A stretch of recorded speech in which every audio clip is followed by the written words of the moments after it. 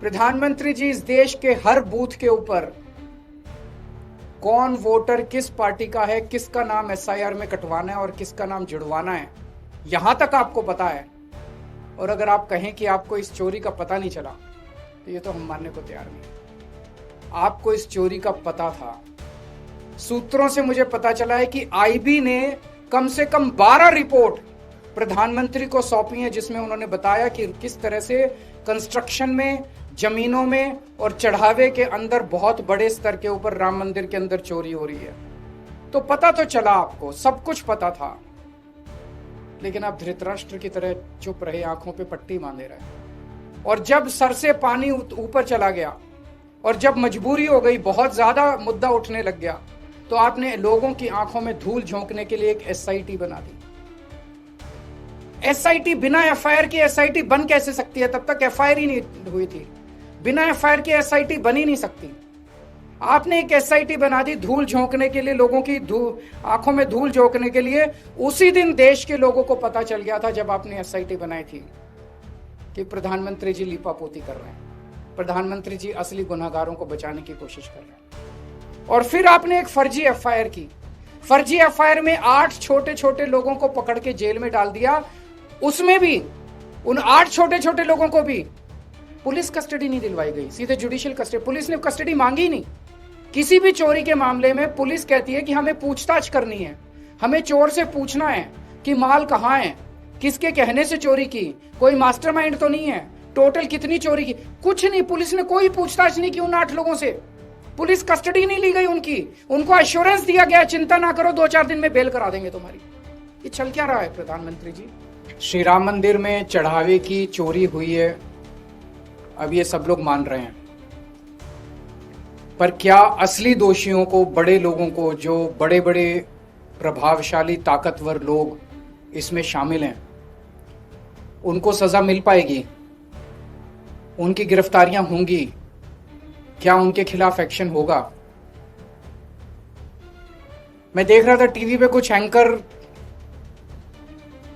हर बात पे ये कह रहे हैं कि मोदी जी हैं, मोदी जी किसी को छोड़ेंगे नहीं, मोदी जी किसी को बख्शेंगे नहीं।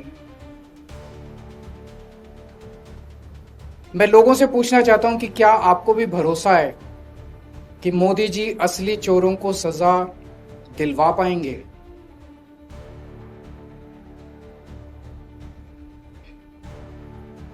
मैं ये नहीं कह सकता, मेरे पास इस बात का कोई सबूत नहीं है कि पैसा मोदी जी तक पहुंचा। इस पे मैं कोई टिप्पणी नहीं करूंगा, लेकिन पूरा घटनाक्रम ये जरूर दिखाता है कि मोदी जी ने पूरे मामले को रफा दफा करने, उसको ढकने और दोषियों को बचाने में कोई कसर नहीं छोड़ी है। प्रधानमंत्री जी ने ट्रस्ट बनाया, खुद पर्सनली उन्होंने ट्रस्ट बनाया। एक एक व्यक्ति जो इस ट्रस्ट के अंदर है, वो प्रधानमंत्री जी ने खुद चुना। प्रधानमंत्री जी के अपने लोग हैं इस ट्रस्ट के अंदर। चंपत राय प्रधानमंत्री जी के बहुत खास माने जाते हैं। चंपत राय को श्री राम मंदिर का जनरल सेक्रेटरी और सर्वे सर्वा सब कुछ चंपत राय थे इस मंदिर में। सर्वे सर्वा बनाया वो मोदी जी ने बनाया। उनका अपना आदमी माना जाता है चंपत राय। अब जमीन घोटाले से शुरू करते हैं। उन 2021 में जमीनों के खूब घोटाले हुए वहां पे। एक मामला जो खूब चर्चा में आया, खूब अखबारों में चला, एक पाठक परिवार है जिसने 2 करोड़ की जमीन इनकी पार्टी के एक व्यक्ति को बेची और 10 मिनट में उस व्यक्ति ने वही जमीन 18 करोड़ रुपए की मंदिर ट्रस्ट को बेच दी। 10 मिनट के अंदर 2 करोड़ की जमीन भी 18 करोड़ की हो गई। मैं पूछना चाहता हूं प्रधानमंत्री जी, आपको इसको पता है? आपको इसका पता नहीं चला? पूरी दुनिया को पता था, सारे अखबारों में छपा था, आपको इसका पता नहीं चला? इसी तरह से एक 3 करोड़ की जमीन 24 करोड़ में ट्रस्ट को बेच दी गई। प्रधानमंत्री जी, आपको इसका पता नहीं चला? 9 करोड़ की जमीन 55 करोड़ में बेच दी गई, आपको पता नहीं चला? टोटल 14 करोड़ की जमीन 95 करोड़ में मंदिर ट्रस्ट ने खरीदी, आपको पता नहीं चला इसका। और ये कागज कोई खुफिया कागज नहीं है, लोग लेके घूम रहे हैं चारों तरफ, पब्लिक डोमेन में ये सारे कागज हैं, आपको पता नहीं चला। मंदिर निर्माण में इंजीनियर्स का ये आरोप है कि हमसे 40% कमीशन मांगा जाता था, 40% टेंडरों पे कमीशन मांगा जाता था। प्रधानमंत्री जी, आपको इसका पता नहीं चला?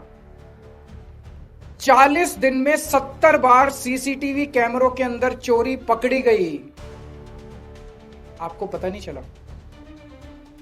8 महीने की सीसीटीवी की फुटेज डिलीट कर दी गई, प्रधानमंत्री जी आपको पता नहीं चला? इतनी चोरी इतने लंबे समय तक चली, प्रधानमंत्री जी आपको इसका पता नहीं चला? उस ट्रस्ट के अंदर केंद्र सरकार का एक होम डिपार्टमेंट का अधिकारी भी मौजूद था, उसके बावजूद भी आपको पता नहीं चला? प्रधानमंत्री जी, इस देश के हर बूथ के ऊपर कौन वोटर किस पार्टी का है, किसका नाम एसआईआर में कटवाना है और किसका नाम जुड़वाना है, यहां तक आपको पता है।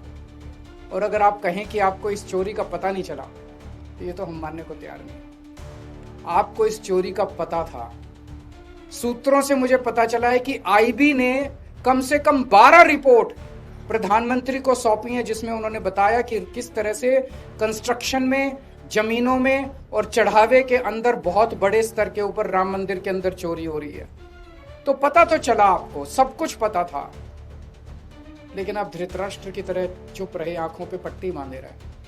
और जब सर से पानी ऊपर चला गया और जब मजबूरी हो गई, बहुत ज्यादा मुद्दा उठने लग गया, तो आपने लोगों की आंखों में धूल झोंकने के लिए एक एसआईटी बना दी। एसआईटी, बिना एफआईआर की एसआईटी बन कैसे सकती है? तब तक एफआईआर ही नहीं हुई थी। बिना एफआईआर की एसआईटी बन ही नहीं सकती। आपने एक एसआईटी बना दी धूल झोंकने के लिए, लोगों की आंखों में धूल झोंकने के लिए। उसी दिन देश के लोगों को पता चल गया था, जब आपने एसआईटी बनाई थी, कि प्रधानमंत्री जी लीपापोती कर रहे हैं, प्रधानमंत्री जी असली गुनहगारों को बचाने की कोशिश कर रहे हैं। और फिर आपने एक फर्जी एफआईआर की। फर्जी एफआईआर में 8 छोटे छोटे लोगों को पकड़ के जेल में डाल दिया। उसमें भी उन 8 छोटे छोटे लोगों को भी पुलिस कस्टडी नहीं दिलवाई गई, सीधे जुडिशियल कस्टडी। पुलिस ने कस्टडी मांगी नहीं।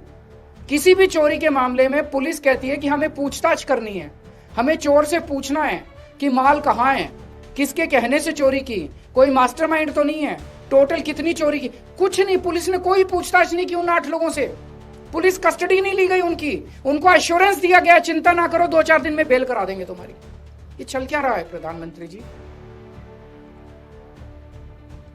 संजय सिंह जब हमारे जमीनों के घोटाले के कागज लेके एसआईटी के पास गए, तो एसआईटी ने जो कहा वो चौंकाने वाला था। एसआईटी कहती है हम जमीनों के घोटाले की तो जांच ही नहीं कर रहे, हम तो केवल चंदा चढ़ावे की जांच कर रहे हैं। तो ये एसआईटी कर क्या रही है? कंस्ट्रक्शन के घोटाले की जांच नहीं कर रही, जमीनों के घोटाले की जांच नहीं कर रही। वो जांच कौन करेगा? 2021 में यूपी सरकार ने जमीनों के घोटाले के ऊपर एक एसआईटी बनाई थी, वो एसआईटी रफा दफा हो गई, किसी को पता भी नहीं चला उसकी रिपोर्ट कब आई और कब गई। क्या हुआ उस एसआईटी का? ऐसे ही दोबारा एसआईटी बना दी इन लोगों ने। 2021 के अंदर कोई जेल नहीं गया, कोई एफआईआर नहीं हुई, कोई गिरफ्तारी नहीं हुई। इस एसआईटी का भी यही हाल होगा। सबको बचाने की कोशिश की जा रही है। जिन लोगों ने इस्तीफे दिए हैं, कहा जा रहा है कि आज भी मंदिर वही चला रहे हैं, आज भी मंदिर उन्हीं लोगों के हाथ में, आज भी मैंने कागजों में इस्तीफा दे दिया, मंदिर उन्हीं लोगों के हाथ में है, वही लोग चला रहे हैं। इनके एक बड़े नेता हैं ब्रजभूषण, अभी मैं सोशल मीडिया में उनका स्टेटमेंट देख रहा था। ब्रजभूषण का कहना है अगर मैंने मुंह खोला तो बहुत बड़े बड़े नाम आएंगे और मेरे को खतरा है। ऐसे कौन से नाम है जिससे ब्रजभूषण को भी बोलने में डर लग रहा है? बाबा बागेश्वर धाम का मैंने स्टेटमेंट सुना, उन्होंने कहा बहुत बड़े बड़े लोग शामिल हैं, अगर मेरे ऊपर आंच आ सकती है अगर मैंने मुंह खोला तो। इतने देश के ताकतवर और इतने बड़े लोग नाम लेने से डर रहे हैं, तो इसमें ये 8 लोग जिनको गिरफ्तार किया, ये तो आंख में धूल झोंक रहे हैं, असली लोग तो कोई और है। जिनको पकड़ा गया वो तो सिर्फ प्यादे हैं। तो मैं प्रधानमंत्री जी से पूछना चाहता हूं, प्रधानमंत्री जी, इस देश की जनता जानना चाहती है कि आप किसको बचा रहे हो और क्यों बचा रहे हो और आपकी क्या मजबूरी है। देश के करोड़ों करोड़ों लोगों की आस्था उसको ठेस पहुंची है।